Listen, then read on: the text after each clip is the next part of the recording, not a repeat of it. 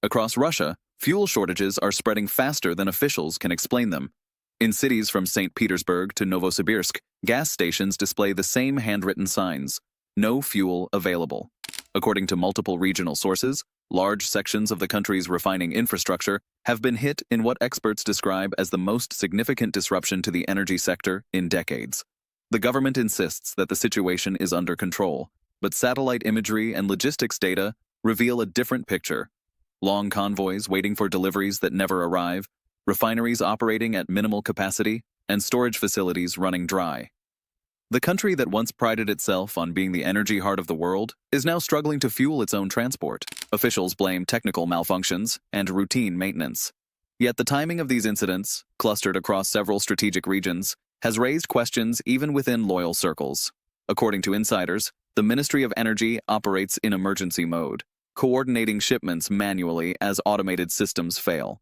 Trains carrying crude oil are rerouted daily, while regional administrations are instructed to ration supply temporarily.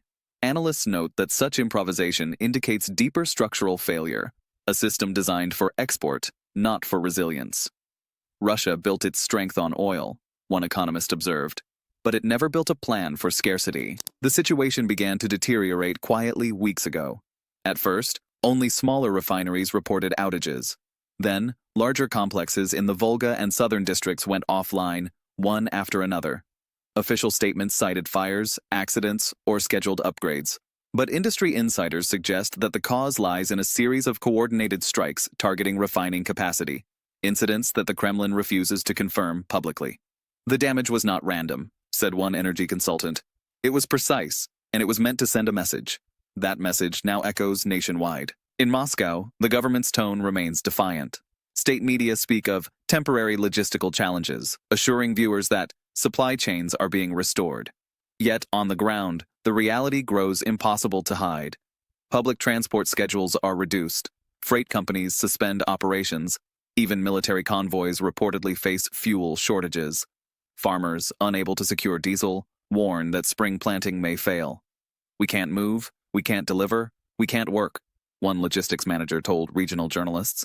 It's like the country stopped breathing. International observers describe the situation as paradoxical. A nation built on oil is being strangled by its own dependence on it.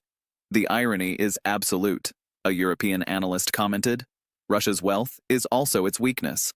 Global markets react cautiously, crude prices rise slightly, but traders avoid speculation, aware that Moscow may soon impose export restrictions to stabilize domestic supply.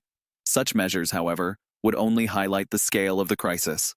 By protecting internal markets, Russia risks cutting itself off from the very revenue it relies on to fund them. Inside the Kremlin, discussions reportedly turn grim. Meetings between ministries stretch late into the night, marked by confusion over what to disclose and what to conceal.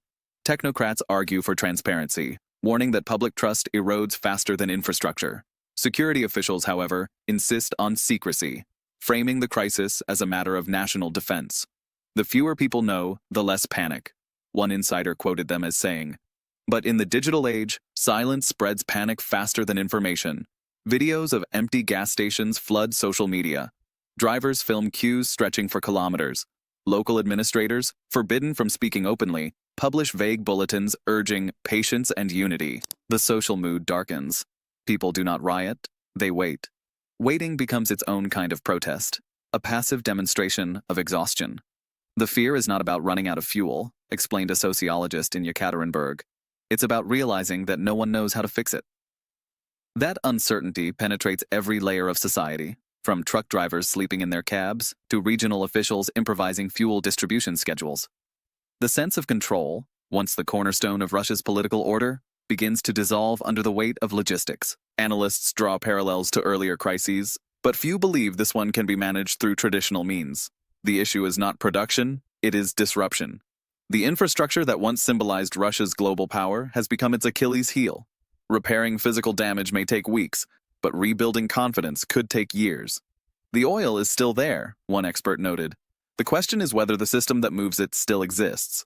For those following how this unfolding energy collapse reveals the fragility of Russia's internal networks, economic, political, and psychological, subscribing will keep you connected to deeper analysis that tracks how a country built on abundance is learning to live with scarcity. In the aftermath of the refinery strikes, the Russian economy begins to fracture along predictable lines. Transport, agriculture, and manufacturing, the sectors most dependent on fuel, experience cascading failures. Trains run on limited schedules, trucking companies suspend cross-regional routes, and farmers postpone planting season, unable to secure diesel at any price. The Ministry of Industry quietly circulates internal memos urging regional administrations to prioritize strategic needs. In practice, this means the military first, agriculture second, civilians last. "We have entered triage mode," one senior bureaucrat admitted privately. "It's no longer about distribution, it's about survival." Officially, the government maintains the language of control. Daily press briefings list figures suggesting partial recovery. Refineries, restarting operations, supply chains restored, prices stabilizing. Yet analysts tracking satellite imagery and shipping data find little evidence to support these claims. Crude oil storage remains full, but refined products, gasoline, diesel, kerosene, are not moving. "It's a system frozen from within," an energy expert in London said. "The pipelines are intact, but the rhythm is gone." Inside Moscow, tension mounts between economic technocrats and security officials. The technocrats argue that transparency is the only way to prevent panic. The security bloc demands silence, fearing that acknowledging the scale of the damage would invite speculation about vulnerability. "They are trapped by their own narrative," a source close to the Kremlin observed. "They can't tell the truth, but they can't keep hiding it either." The result is bureaucratic paralysis, overlapping orders, contradictory statements, and an absence of accountability. Every ministry insists it is waiting for clarification from above, but the chain of command itself has become congested. Regional governors find themselves improvising solutions with diminishing resources. Some implement local rationing systems, limiting fuel sales to essential services. Others requisition supplies from private depots, promising reimbursement after stabilization. In remote areas, black market networks reemerge, selling fuel at triple the official price. Videos of plastic canisters changing hands at night circulate online, sparking outrage even among state-aligned commentators. "The people don't believe the crisis is temporary anymore," one sociologist noted. "They believe it's the new normal." The crisis has begun to affect urban life in visible ways. Public transportation operates irregularly. Taxi prices surge, delivery services collapse. In smaller towns, bus schedules disappear entirely. The rhythm of daily life, once taken for granted, becomes unpredictable. Analysts describe this as a slow-motion blackout, not the sudden collapse of infrastructure, but its gradual dimming. "Every system still functions," an economist explained, "but every system functions worse than yesterday." At the national level, inflation accelerates. Food prices rise as transport costs multiply, and regional disparities widen. Wealthier cities stockpile goods through informal networks, while rural regions experience shortages. The government responds with subsidies and price controls, measures that buy time, but not stability. "They are trying to manage physics with policy," said an international observer. "But you can't legislate the flow of oil." International reactions remain cautious but skeptical. Western analysts view the strikes not only as tactical blows, but as strategic signals, reminders that Russia's energy infrastructure, long seen as untouchable, is vulnerable. Insurance rates for shipments from Russian ports surge, and foreign investors quietly adjust risk assessments. Even allied states begin diversifying their imports, citing temporary logistical uncertainties. In private, diplomats describe this as soft isolation, the gradual withdrawal of trust without formal disengagement. "No one wants to depend on a supplier who cannot supply itself," a European trade official remarked. Within Russia's political class, anxiety grows. Lawmakers debate whether to impose emergency controls on exports, but experts warn that cutting foreign contracts would accelerate financial decline. Oil revenue funds nearly half the federal budget. Without it, social spending and defense financing face contraction. "It's a zero-sum equation," an insider explained. "Every barrel kept at home is a ruble lost abroad." The Kremlin's silence on the matter reflects its awareness that there are no good options left. The social mood follows the economic trajectory, downward. At first, citizens expressed irritation and disbelief. Now, frustration has turned into quiet cynicism. "People don't wait for solutions anymore," said a journalist from Perm.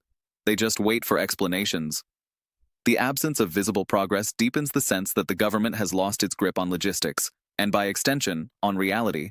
In previous crises, the state could rely on fear to maintain control. This time, it faces something colder: indifference. Beyond the borders, analysts describe the fuel shortage as more than an economic problem. It is, they argue, a symbol of systemic fatigue. The machinery is still running, a political scientist observed, but the belief that it will keep running forever is gone. For decades, Russia's power rested on the assumption of abundance: endless energy, endless resources, endless reach. The strikes shattered that illusion. What remains is a system that can still move oil, but cannot move forward. In Moscow, the fuel crisis has evolved from a logistical emergency into a political test. Behind closed doors, officials acknowledge what public statements deny: the problem is not temporary. The strikes on refineries have exposed structural weaknesses in the system that go far beyond infrastructure. For years, the Kremlin presented energy as a symbol of stability, a guarantee that no matter the global turbulence, Russia's core would remain secure. Now that image is crumbling. The state built its legitimacy on control, one political insider said quietly. And now, for the first time, control looks like improvisation. Inside government ministries, disagreements deepen. The technocrats advocate for transparency, arguing that acknowledging the crisis could restore a measure of trust. The Siloviki, the security establishment, insist that any admission of vulnerability would invite further attacks, both foreign and domestic. The result is paralysis disguised as discipline. Meetings last for hours, decisions are delayed, and no one wants to be responsible for the next misstep. It's safer to wait than to act, an observer commented. That's how systems decay, not through chaos, but through hesitation. Publicly, the narrative remains firm. Evening news broadcasts emphasize progress in repair work, record levels of coordination, and heroic efforts of workers restoring production. But the repetition itself reveals fatigue. Viewers hear the same phrases each night, accompanied by the same images of pipelines and fire crews. The reality outside those screens tells another story: fuel queues stretching across cities, canceled flights, and empty shelves where deliveries stopped coming. People are not angry, a sociologist noted. They are tired. And tired societies are dangerous because they stop reacting. The crisis has begun to reshape relationships within the elite. Business leaders complain privately about lost revenue and government inaction. Governors plead for subsidies, while ministers compete for influence over emergency budgets. The once unified front of the ruling class shows fractures. They still share power, a Moscow political scientist explained, but they no longer share confidence. Each faction looks for a way to protect itself from the fallout, not just politically, but financially. Some transfer assets abroad, others distance themselves from public decisions. The tone in elite circles, insiders say, has shifted from loyalty to self-preservation. The information environment reflects this erosion of cohesion. State media maintains composure, but smaller regional outlets and online communities tell a more fragmented story. Leaked documents, satellite images, and eyewitness accounts contradict official optimism. Attempts to suppress this content backfire, drawing more attention to what is missing. Censorship works when people still believe, said a media analyst. Once belief fades, silence sounds louder than criticism. The government's ability to control perception, once its strongest instrument, now functions as an echo chamber, amplifying its own detachment from reality. In cities across Russia, small signs of adaptation emerge. Families form informal networks to share fuel. Local businesses barter services to bypass shortages. Truck drivers organize convoys to pool resources for long routes.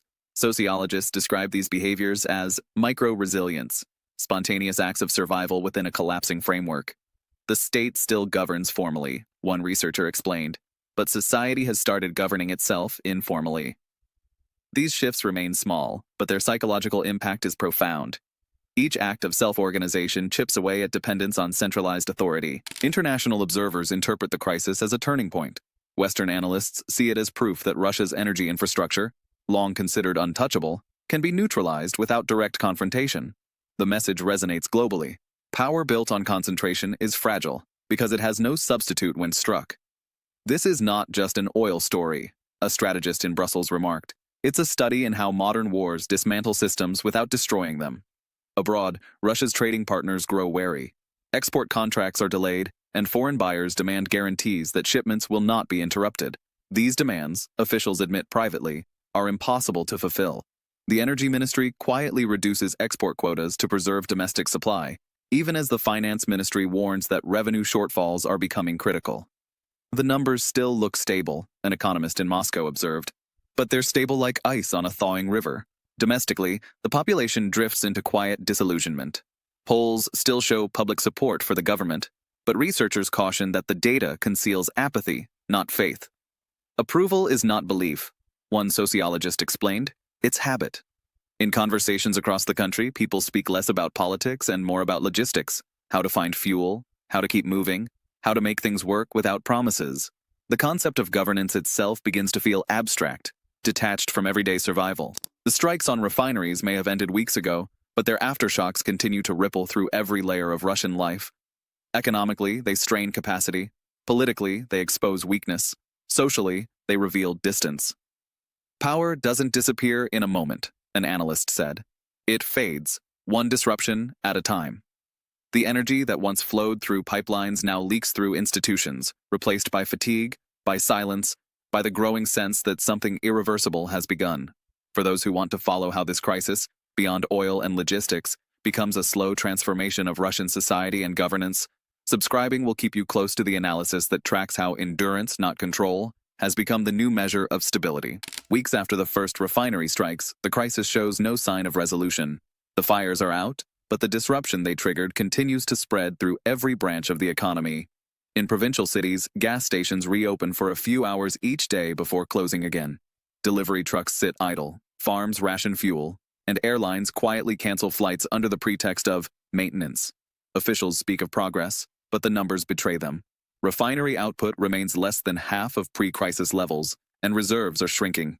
The system is still running, one energy analyst said, but it's running on memory. The government has entered what insiders call manual control mode. Every major decision, from fuel allocation to transport scheduling, now requires approval from the top. This approach creates the illusion of precision while guaranteeing inefficiency. They try to govern logistics the way they govern politics, a former official explained, through command, not capacity. The result is paralysis disguised as order. Local administrators spend days awaiting directives that never arrive, while regional leaders issue conflicting instructions in attempts to appear decisive. The bureaucracy continues to move, but its motion no longer produces outcomes. Economic damage deepens quietly. Inflation rises faster than official statistics admit, and supply chains remain fractured. Retail prices for basic goods have doubled in some regions. Small businesses close, unable to cover transportation costs. Farmers burn unsold produce rather than pay for delivery. Analysts describe the situation as a slow implosion, not the collapse of the economy, but its steady contraction into survival mode. When the state loses the ability to move goods, said one economist, it loses the ability to move forward. Regional disparities widen. Major cities receive priority fuel shipments, while rural areas are left to adapt. Governors in distant regions publicly thank Moscow for support, while privately requesting emergency funds that never arrive. In the Far East, local authorities begin experimenting with barter systems to keep agricultural production running. In Siberia, municipal fleets are grounded. Snowplows and buses share fuel from private reserves. Each region becomes its own miniature crisis zone, governed by improvisation rather than coordination. It's no longer one country reacting to a problem, an observer noted. It's dozens of small systems, each solving it differently. The social fabric adjusts under strain. The population, accustomed to uncertainty, develops informal coping mechanisms. Drivers trade fuel directly, bypassing official stations. Neighborhoods pool resources for generators. Even local churches and schools become community centers, where people share information about deliveries and ration schedules. Sociologists describe this as resilience from below, an adaptation that keeps society functional even as institutions falter. Yet the same adaptation reveals something deeper: the slow withdrawal of trust from the state. When people start solving everything themselves, one researcher said, they stop expecting anything from authority. Inside Moscow, this quiet self-sufficiency is both tolerated and feared. Officials recognize its usefulness, it prevents open unrest, but also its danger. Systems that learn to function without permission are difficult to control later. The Kremlin's strategy, according to insiders, is to maintain the appearance of management without interfering too much. Public statements praise regional initiative and citizen solidarity, while privately acknowledging that such independence reflects the state's diminishing grip. It's a paradox, a senior aide commented. The more people help themselves, the less they need us. International markets remain cautious. Global oil prices fluctuate but remain stable, suggesting that traders view the crisis as internal rather than global.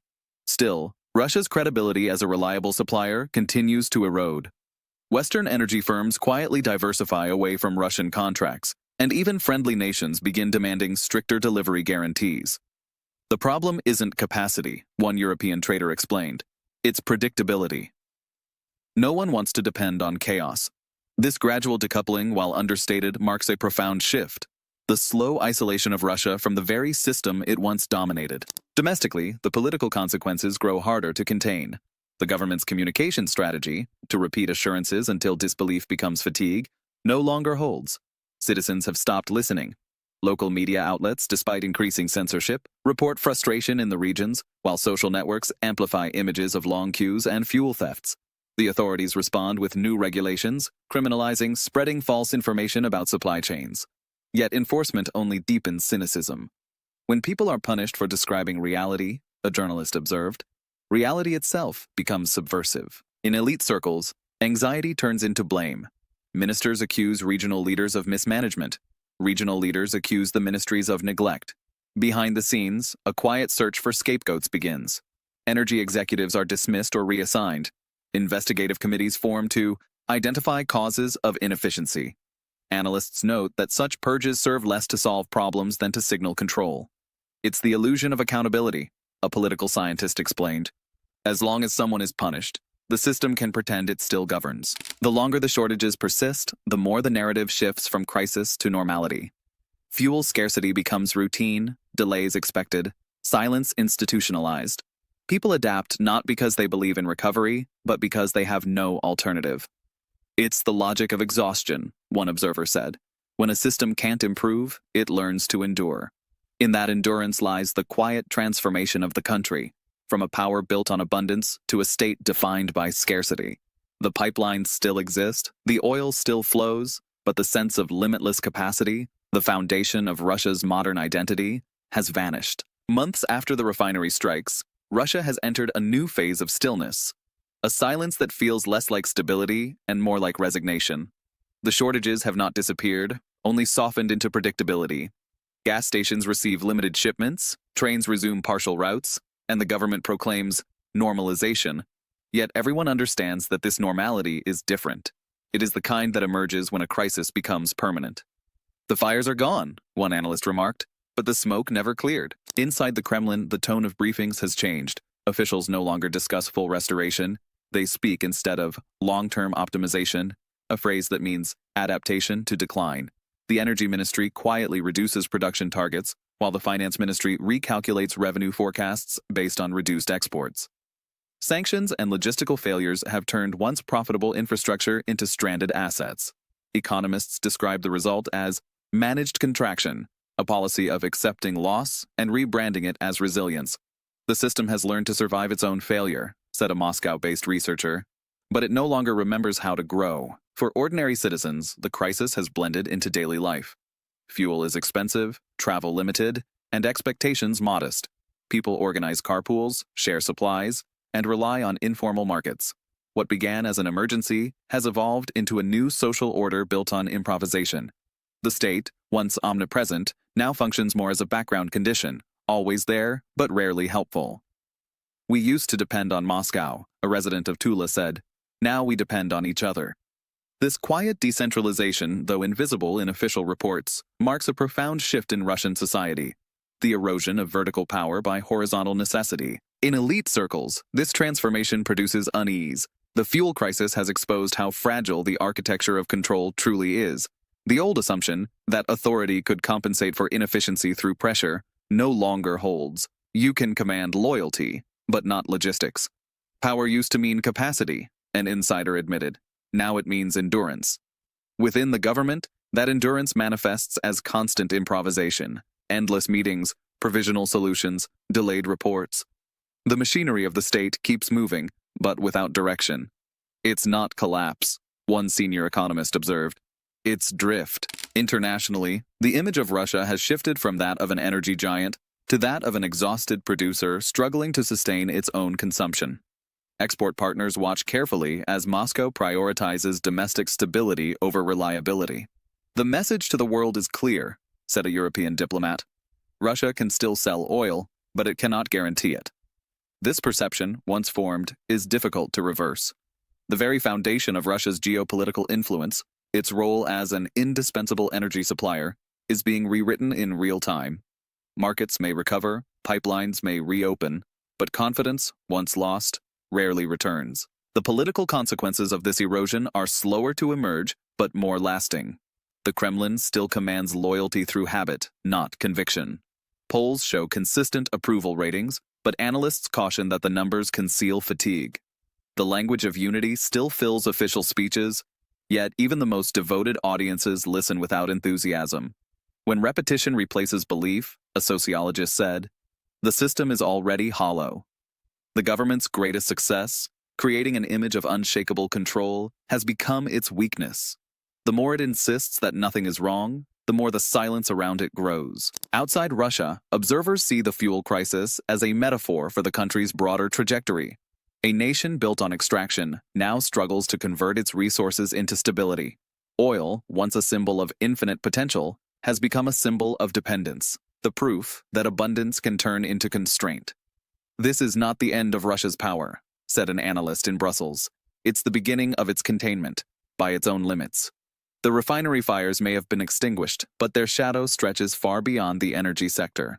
They revealed what no propaganda can conceal, that the machinery of strength has become machinery of inertia. In smaller towns, the crisis leaves behind traces that statistics cannot measure: abandoned fuel depots, empty warehouses, quiet bus stations. These images tell a story more eloquent than official statements. They show a country that still functions, but without motion, a system that still commands, but without effect. You can still turn the key, said a truck driver in Yaroslavl, but the engine won't start. The metaphor has become reality. For now, the state endures through momentum alone. The economy breathes through improvisation, society through patience, the leadership through performance. Russia has survived greater catastrophes before, but this one is different. It does not destroy. It drains. It consumes belief quietly, without explosions, without endings. Collapse doesn't always happen suddenly, an observer said. Sometimes it just stops returning calls. The story of Russia's fuel crisis is not only about oil or logistics or sanctions. It is about a country confronting its own limits after decades of expansion. It is the story of a machine still turning but no longer moving forward. And in that slow motion, the future takes shape. Uncertain, subdued, irreversible. For those who want to follow how this transformation unfolds, how a superpower built on energy learns to live without it, subscribing will keep you connected to deeper analysis, tracing the quiet turning point that defines the new Russia. Not the fall of strength, but the exhaustion of permanence.